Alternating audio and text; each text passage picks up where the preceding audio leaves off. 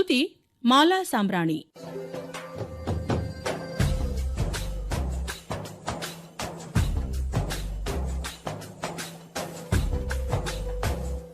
ಆತ್ಮೀಯ ಕೇಳುಗರೆ, ವಿಜ್ಞಾನ ಲೋಕ ಮಾಸಿಕ ಸಂಚಿಕೆ ಕೇಳೋದಕ್ಕೆ ನಿಮಗೆಲ್ಲ ಆತ್ಮೀಯ ಸ್ವಾಗತ. ಆತ್ಮೀಯ ಕೇಳುಗರೆ, ಎಲ್ಲ ಜೀವಿ ಸಮೂಹಗಳು ತಮ್ಮ ಗುಣಲಕ್ಷಣಗಳನ್ನ ತೋರಿಸೋದು ತಮ್ಮಲ್ಲಿರುವ ವಂಶವಾಹಿಯಿಂದ. ಇದು DNA ಆಗಿರಬಹುದು, RNA ಆಗಿರಬಹುದು. ಬಹಳಷ್ಟು ಉನ್ನತ ಮಟ್ಟದ ಜೀವಿಗಳಲ್ಲಿ DNA, deoxy ribose nucleic acid, ಇದು ಗುಣಲಕ್ಷಣಗಳಿಗೆ ಕಾರಣ ಆಗಿರ್ತದೆ. ಇದನ್ನ ಜೀನ್ ಅಂತ ಕೂಡ ಹೇಳ್ತಾರೆ. ಈ ನಮ್ಮ ಜೀನ್ಗಳು ನಮ್ಮ ಗುಣಲಕ್ಷಣಗಳಿಗೆ ಕಾರಣ ಆಗಿರುವಾಗ ಈ ಜೀನ್ಗಳಲ್ಲಿ ಬದಲಾವಣೆ ಮಾಡಿ ನಮಗೆ ಬೇಕಾದಂತಹ ಗುಣಲಕ್ಷಣಗಳನ್ನ ಪ್ರಾಣಿ ಸಸ್ಯಗಳಲ್ಲೇ ಪಡೆದು ನಮ್ಮ ಜೀವನವನ್ನ ಉತ್ತಮ ಪಡಿಸ್ಕೋಬಹುದು. ಅದೇ ರೀತಿ ಕೆಲವು ನ್ಯೂನ್ಯತೆಗಳು ಇರ್ತವ, ಅವುಗಳನ್ನು ಕೂಡ ಸರಿ ಮಾಡಿಸಬಹುದು. ಈ ಜೆನೆಟಿಕ್ ಇಂಜಿನಿಯರಿಂಗ್ ಅಂದ್ರೇನು, ಇದರಿಂದ ಏನು ಪ್ರಯೋಜನಗಳು, ಈ ಎಲ್ಲ ಮಾಹಿತಿಗಳನ್ನ ನಮಗೆ ತಿಳಿಸಿ ಕೊಡ್ತಾ ಇದ್ದಾರೆ ಬಯೋಟೆಕ್ನಾಲಜಿ ಮತ್ತು ಟಿಶ್ಯೂ ಕಲ್ಚರ್ ಅನ್ನ ಅಧ್ಯಯನ ಮಾಡಿರುವ ವಿಜ್ಞಾನ ಶಿಕ್ಷಕಿ ಶ್ರೀಮತಿ ಸ್ನೇಹಲತಾ ಜನಾದ್ರಿ. ಈ RNA ಅಥವಾ DNA ಇಂದಾನೇ ವಂಶವಾಹಿಗಳು ಅಥವಾ ಇಂಗ್ಲಿಷ್ನಲ್ಲಿ ನಾವು ಅವಳನ್ನ ಜೀನ್ ಅಂತ ಕರಿತೀವಿ. ಸೊ ಈ RNA DNA ಇಂದಾನೇ ಜೀನ್ಗಳು ಆಗಿರುತ್ತೆ. ಜೀವಿಯ ಪ್ರತಿ ಜೀವಕೋಶದಲ್ಲೂ ಅನೇಕ ಜೀನ್ಗಳಿರುತ್ತೆ. ಕೆಲವೊಂದು ಜೀವಿಗಳಲ್ಲಿ ಕಡಿಮೆನೂ ಇರ್ಬೋದು, ಕೆಲವೊಂದು ಜೀವಿಗಳಲ್ಲಿ ಇದು ಸಾವಿರಗಟ್ಲೆನೂ ಇರುತ್ತೆ. ಈ ಜೀನ್ಗಳನ್ನು ಒಟ್ಟಾರೆಯಾಗಿ ನಾವು ಜೆನೆಟಿಕ್ ಮಟೀರಿಯಲ್ ಅಂತ ಕರಿತೀವಿ. ಈ ಜೀನ್ಗಳಿಂದಾನೇ ಜೀವಿಯ ಗುಣಲಕ್ಷಣಗಳು ನಿರ್ಧಾರ ಆಗುತ್ತೆ.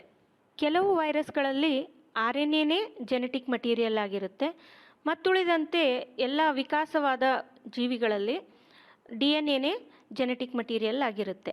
ಪ್ರತಿ ಜೀವಿಯ ಗುಣಲಕ್ಷಣಗಳು ಅಂದರೆ ಕ್ಯಾರೆಕ್ಟರ್ ಅಂತ ಇಂಗ್ಲೀಷ್ನಲ್ಲಿ ಕರಿತೀವಿ, ಅವುಗಳು ಈ ಜೀನ್ಗಳಿಂದನೇ ಬರುತ್ತೆ.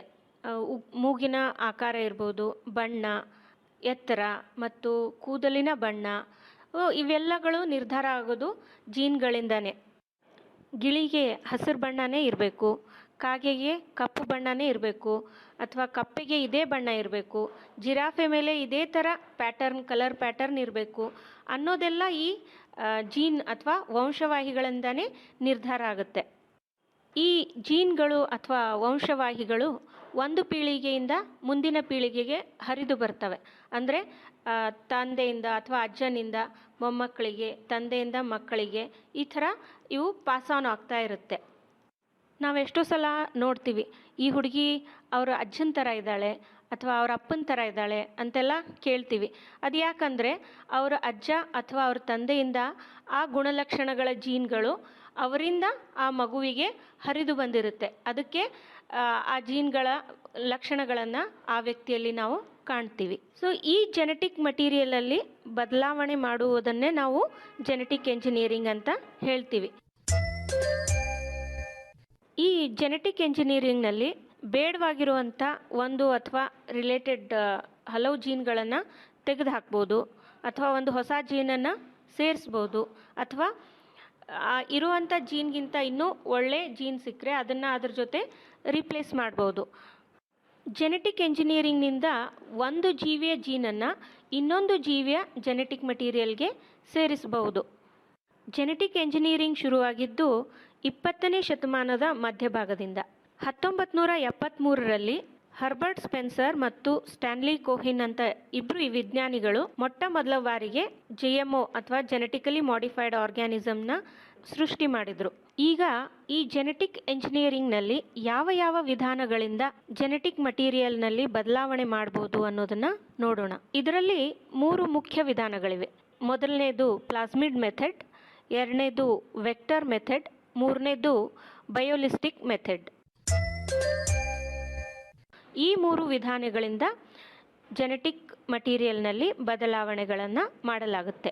ಪ್ಲಾಸ್ಮಿಡ್ ಮೆಥಡಲ್ಲಿ ಏನು ಮಾಡಲಾಗುತ್ತೆ ಅನ್ನೋದನ್ನು ನೋಡೋಣ. ಪ್ಲಾಸ್ಮಿಡ್ ವಿಧಾನ ಹೆಚ್ಚಾಗಿ ಬಳಸಲ್ಪಡುವಂಥ ವಿಧಾನ. ಈ ಮೆಥಡಲ್ಲಿ ವೃತ್ತಾಕಾರದ DNA ಅಂದರೆ ಜೀನ್ ಅಂತಾನೆ ಅರ್ಥ ಇನ್ನು ಮುಂದೆ. ಸೊ ಇಲ್ಲಿ ಸರ್ಕ್ಯುಲರ್ DNAಯನ್ನು ಬಳಸಲಾಗುತ್ತೆ. ಈ ವೃತ್ತಾಕಾರದ DNAನ ಪ್ಲಾಸ್ಮಿಡ್ ಅಂತ ಕರೀತಾರೆ. ಈ ವಿಧಾನದಿಂದ ಸಾಮಾನ್ಯವಾಗಿ ಸೂಕ್ಷ್ಮಾಣು ಜೀವಿಗಳ ಜಿನೋಮ್ ಅಥವಾ ಜೆನೆಟಿಕ್ ಮಟೀರಿಯಲನ್ನು ಬದಲಾಯಿಸಲಾಗುತ್ತೆ. ಈ ವಿಧಾನದಿಂದ ಸಾಮಾನ್ಯವಾಗಿ ಸೂಕ್ಷ್ಮಾಣು ಜೀವಿಗಳು ಅಂದರೆ ಮೈಕ್ರೋ ಆರ್ಗ್ಯಾನಿಸಮ್ಸ್ಗಳ ಜಿನೋಮ್ ಅಂದರೆ ಜೆನೆಟಿಕ್ ಮಟೀರಿಯಲನ್ನು ಬದಲಾಯಿಸಲಾಗುತ್ತೆ. ಹೆಚ್ಚಾಗಿ ಬ್ಯಾಕ್ಟೀರಿಯಾಗಳ DNA ಬದಲಾವಣೆ ಮಾಡಲು ಬಳಸಲಾಗುತ್ತೆ. ಈ ಪ್ಲಾಸ್ಮಿಡ್ ಅಥವಾ ಸರ್ಕ್ಯುಲರ್ DNA ನಮಗೆ ಬೇಕಾಗಿರುವಂಥ ಜೀನ್ ಇರುತ್ತೆ, ಅದನ್ನು ಸೇರಿಸಲಾಗಿರುತ್ತೆ. ಈ ಪ್ಲಾಸ್ಮಿಡನ್ನು ಬ್ಯಾಕ್ಟೀರಿಯಾ DNA ಜೊತೆ ಸೇರಿಸಲಾಗುತ್ತೆ. ಇಂಥ ಜೆನೆಟಿಕಲಿ ಮಾಡಿಫೈಡ್ ಬ್ಯಾಕ್ಟೀರಿಯಾಗಳಿಂದ ಲಾರ್ಜ್ ಸ್ಕೇಲ್ನಲ್ಲಿ ಔಷಧಿಗಳನ್ನು ತಯಾರು ಮಾಡಲಾಗುತ್ತೆ. ಉದಾಹರಣೆಗೆ ಮಾನವರಿಗೆ ಬೇಕಾಗಿರುವಂಥ ಇನ್ಸುಲಿನ್ ಹಾರ್ಮೋನ್, ಈ ಇನ್ಸುಲಿನ್ ಜೀನನ್ನು ಬ್ಯಾಕ್ಟೀರಿಯಾಗಳಲ್ಲಿ ಪ್ಲಾಸ್ಮಿಡ್ ವಿಧಾನದಿಂದ ಸೇರಿಸಿ ಆ ಬ್ಯಾಕ್ಟೀರಿಯಾಗಳಿಂದ ಇನ್ಸುಲಿನನ್ನು ಉತ್ಪತ್ತಿ ಮಾಡಲಾಗುತ್ತೆ. ಹೀಗೆ ಲಾರ್ಜ್ ಸ್ಕೇಲಲ್ಲಿ ಇನ್ಸುಲಿನನ್ನು ಪಡಿಬಹುದು. ಜೆನೆಟಿಕ್ ಎಂಜಿನಿಯರಿಂಗ್ನಿಂದ ಜೆನೆಟಿಕಲಿ ಮಾಡಿಫೈಡ್ ಕ್ರಾಪ್ ಪ್ಲ್ಯಾಂಟ್ಸ್ ಅಂದರೆ ಬೆಳೆ ಸಸ್ಯಗಳನ್ನು ಸಹಿತ ಸೃಷ್ಟಿ ಮಾಡ್ತಾ ಇದ್ದಾರೆ. ಉದಾಹರಣೆಗೆ ವೈರಸ್ ರೆಸಿಸ್ಟೆಂಟ್ ಟೊಬ್ಯಾಕೊ ಕ್ರಾಪನ್ನು 1992ರಲ್ಲಿ ಮೊದಲ ಬಾರಿಗೆ ಚೈನಾದಲ್ಲಿ ಉತ್ಪಾದನೆ ಮಾಡಲಾಯಿತು. ಇಂಥ ಟೊಬ್ಯಾಕೊ ಪ್ಲ್ಯಾಂಟ್ಗಳಿಗೆ ಅಥವಾ ಈ ಟೊಬ್ಯಾಕೊ ಗಿಡಗಳಿಗೆ ಆ ವೈರಸ್ಸಿಂದ ಯಾವುದೇ ರೋಗ ಬರೋದೇ ಇಲ್ಲ. ಇತ್ತೀಚೆಗೆ ನೀವು ಕೇಳಿರ್ಬೋದು, ಪ್ಲಾಸ್ಟಿಕ್ ಈಟಿಂಗ್ ಬ್ಯಾಕ್ಟೀರಿಯಾ ಅಂದರೆ ಪ್ಲಾಸ್ಟಿಕ್ಕನ್ನು ತಿನ್ನುವಂಥ ಬ್ಯಾಕ್ಟೀರಿಯಾವನ್ನು ಸಹ ಈ ಜೆನೆಟಿಕ್ ಎಂಜಿನಿಯರಿಂಗ್ನಿಂದ ಉತ್ಪಾದನೆ ಮಾಡಲಾಗಿದೆ. ಹಾಗೆ ಜೆನೆಟಿಕಲಿ ಮಾಡಿಫೈಡ್ ಆ್ಯನಿಮಲ್ಸನ್ನು ಸಹ ಸೃಷ್ಟಿ ಮಾಡಲಾಗಿದೆ. ಲ್ಯಾಬ್ ರ್ಯಾಟ್ಸ್ ಅಥವಾ ಪ್ರಯೋಗಾಲಯದಲ್ಲಿ ಬಳಸುವಂಥ ಇಲಿಗಳನ್ನು ಜೆನೆಟಿಕಲಿ ಮಾಡಿಫೈಡ್ ಲ್ಯಾಬ್ ರ್ಯಾಟ್ಗಳನ್ನು ಸಹ ಸೃಷ್ಟಿ ಮಾಡಲಾಗಿದೆ. ಜೆನೆಟಿಕ್ ಎಂಜಿನಿಯರಿಂಗ್ನಿಂದ ಮಾನವನಿಗೆ ಬರುವ ಅನೇಕ ರೋಗಗಳನ್ನು ಸಹ ಗುಣಪಡಿಸಲು ಸಾಧ್ಯ ಆಗುತ್ತೆ. ಕೆಲವು ಜೆನೆಟಿಕ್ ಡಿಸಾರ್ಡರ್ಸ್ ಅಂದರೆ ವಂಶವಾಹಿಗಳ ರೂಪಾಂತರದಿಂದ ಬರುವಂಥ ಕೆಲವು ರೋಗಗಳನ್ನು ಈ ಜೆನೆಟಿಕ್ ಎಂಜಿನಿಯರಿಂಗ್ನಿಂದ ಚಿಕಿತ್ಸೆ ಮಾಡಲು ಪ್ರಯತ್ನ ಮಾಡಲಾಗ್ತಾ ಇದೆ. Cancer, AIDS, high cholesterol, cystic fibrosis ಇಂಥ ಅನೇಕ ರೋಗಗಳನ್ನು ಈ ಜೆನೆಟಿಕ್ ಎಂಜಿನಿಯರಿಂಗ್ನಿಂದ ಗುಣಪಡಿಸಲು ಪ್ರಯತ್ನ ನಡೀತಾ ಇವೆ. ಈ ವೈರಸ್ ಅಂದರೆ ಕೊರೋನಾ ಒಂದನ, ವೈರಸ್ಗಳ ಲೋಕ ಎಂಥವು, ವೈರಸ್ ಅಂದರೆ ಏನು, ವೈರಸ್ ಬಗ್ಗೆ ಕೆಲವು ಮಾಹಿತಿಗಳನ್ನು ಹೇಳ್ತಾ ಇದ್ದಾರೆ ಡಾಕ್ಟರ್ ಮಮತಾಜ್ ಹಲಿಮಠ್ ಅವರು. ಮಮತಾಜ್ ಹಲಿಮಠ್ ಅವರು ಸೂಕ್ಷ್ಮಾಣು ಜೀವಿ